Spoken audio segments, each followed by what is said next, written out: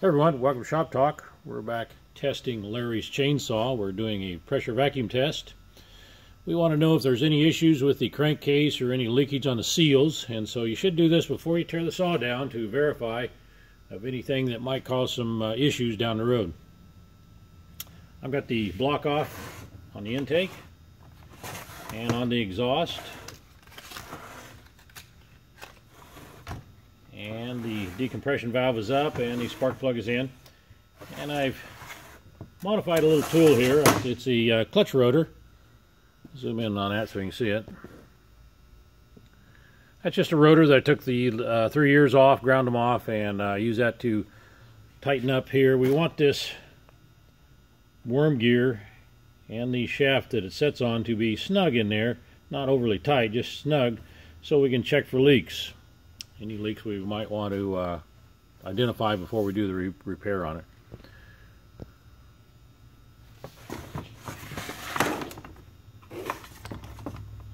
And first we'll do a pressure test.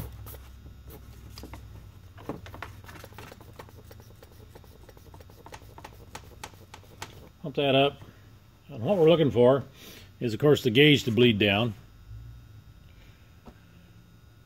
And we can verify by using some of this soap. You can pick this soap up at Toys R Us, the stuff they use for making bubbles. Get you some of that.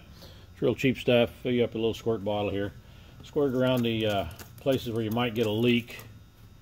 See a little by the spark plug there. It's not quite seated quite properly. You can see a couple of bubbles there. Around the seals.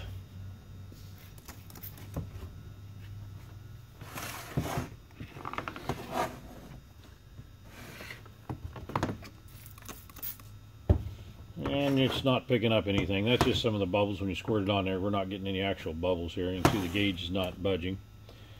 Then what we want to do is do a vacuum test.